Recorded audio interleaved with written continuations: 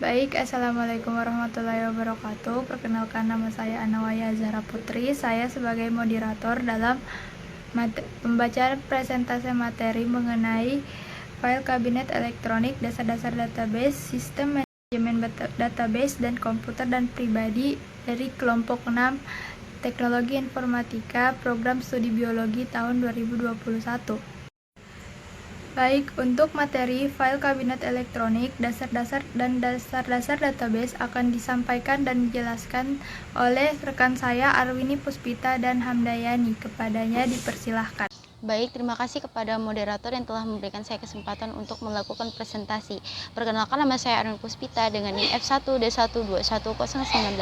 Saya akan menjelaskan mengenai file kabinet elektronik, yaitu dasar-dasar database. Yang pertama ada penyimpanan barang dan data.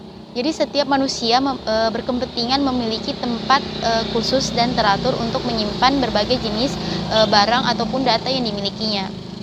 Contoh yang paling sederhana adalah dompet, di mana ada tempat-tempat khusus untuk menyimpan berbagai jenis barang dan data, tempat khusus untuk menyimpan uang, kartu identitas, dan foto pribadi. Jadi penyimpanan itu secara teratur sudah merupakan bagian dari kehidupan kita, yang tanpa kita sadari mengenalkan kita kepada bentuk basis data dan objek yang paling sederhana. Kemudian yang kedua itu ada dokumentasi data konvensional.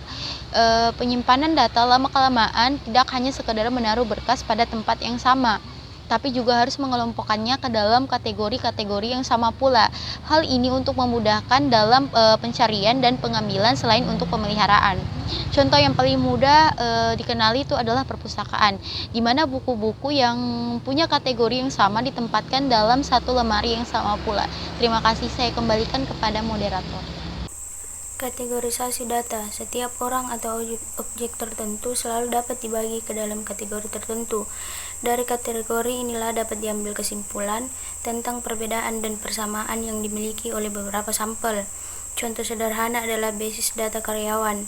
Pada basis data semacam ini, karyawan dapat dibedakan atau disamakan berdasarkan ciri-ciri tertentu yang sudah dicatat, misalnya jenis kelamin, usia, tinggi badan, berat badan, kondisi ekonomi, dan lain-lain.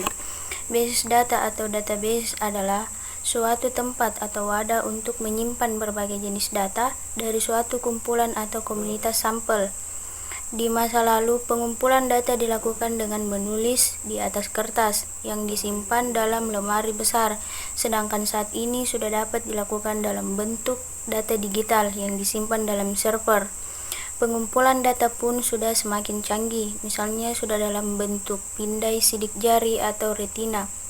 Digitalisasi data adalah proses merubah bentuk tulisan menjadi bentuk berkas komputer. Selain pemindai gambar atau scanner, digitalisasi data juga bisa dilakukan secara manual dengan menginput data ke dalam server. Tempat penyimpanannya pun tidak lagi ruang khusus yang punya terbatas luas dan volume, tapi bisa dalam folder komputer yang tidak ada batas file banyaknya. Saya kembalikan ke moderator. Terima kasih kepada Arwini dan Hamdayani yang telah memaparkan materinya. Selanjutnya, untuk materi sistem manajemen database akan dipresentasikan oleh rekan saya Indra Wijaya dan Abdul Aziz. Kepada Indra dan Abdul dipersilahkan. Sistem manajemen database. Pengertian sistem manajemen database atau SMD. Sistem manajemen database pada dasarnya adalah sebuah sistem untuk membuat, memelihara, dan menampilkan isi dari suatu basis data. SMD memungkinkan pengguna untuk menginteraksikan basis data dalam bentuk tulisan maupun gambar. Dengan SMD, pengguna dapat menambahkan, mengubah, mengurangi, dan menampilkan data yang dia miliki dalam sebuah tampilan web atau aplikasi.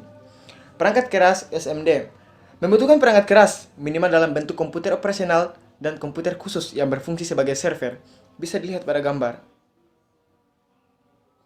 Perangkat lunak selain perangkat keras, diperlukan juga perangkat lunak untuk menjalankan sistemnya.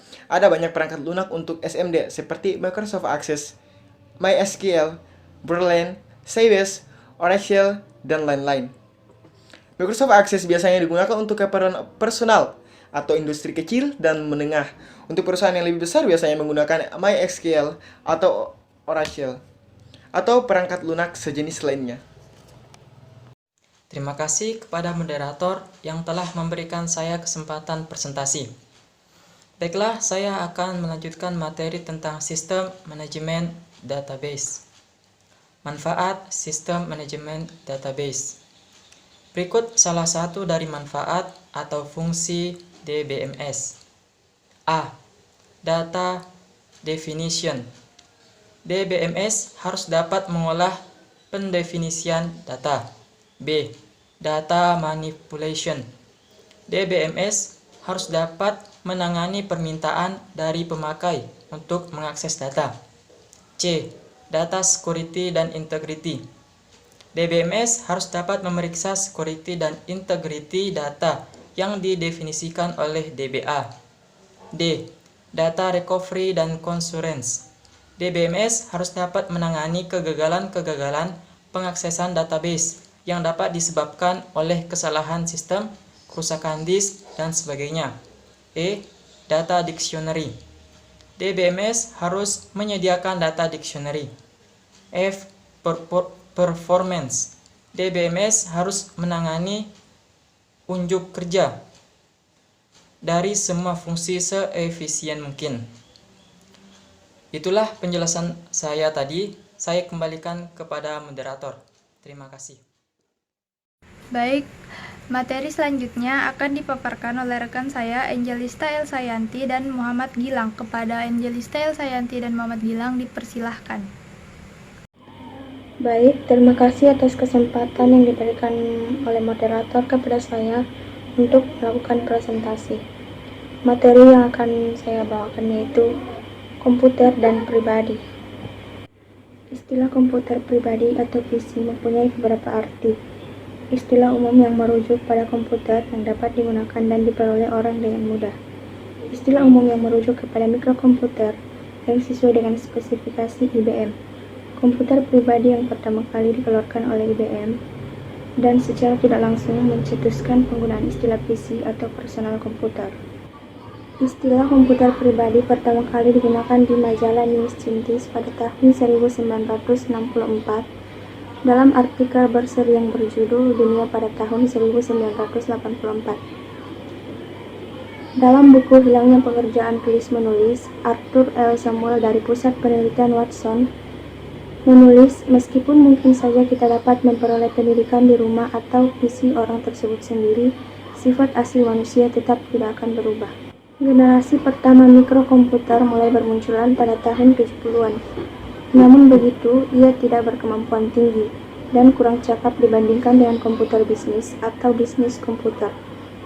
Pada waktu itu, sehingga hanya digunakan oleh peminat komputer atau hanya untuk permainan elektronik serta penggunaan bulletin board system. Seperti pada komputer modern di era chip silikon, PC menggunakan mikrokomputer sebagai unit pemproses pusat. Mikroprosesor yang pertama dipakai pada PC IBM adalah Intel 4004 yang dikeluarkan pada 15 November 1971. Itulah penjelasan saya tadi mengenai materi komputer dan pribadi. Saya kembalikan kepada moderator. Baik, terima kasih kepada rekan-rekan yang telah membacakan dan memaparkan materi mengenai materi kita hari ini. Untuk bab 3 atau penutup yang berisi kesimpulan dan saran akan saya bacakan sendiri. Untuk kesimpulan dari uraian mengenai teknologi informasi di atas dapat ditarik kesimpulan yaitu perkembangan teknologi informasi sangat berkontribusi dalam pengaruh globalisasi di dunia, khususnya di Indonesia, baik itu di bidang ekonomi, di bidang sosial, pendidikan, pemerintahan, dan kesehatan.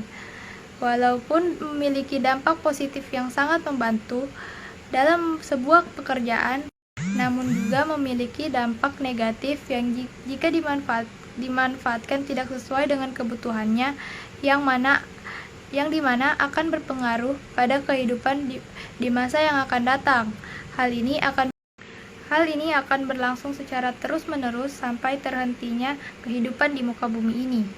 Untuk saran dari kami yaitu semakin cepat perkembangan teknologi informasi dan komunikasi menuntut manusia untuk mencoba membuat perubahan di segala jenis kehidupan, yang mana tujuannya untuk mencapai hasil maupun kondisi yang terbaik. Dari sekian banyaknya sektor kehidupan diharapkan dapat membuka inovasi baru bagi kita untuk mencapai sesuatu yang baru demi kemajuan peradaban manusia. Namun, semua inovasi tersebut hendaknya harus dibatasi oleh aturan hukum negara dan budaya bangsa Indonesia. Sekian dari kami, wabillahi taufiq wal hidayah. Wassalamualaikum warahmatullahi wabarakatuh.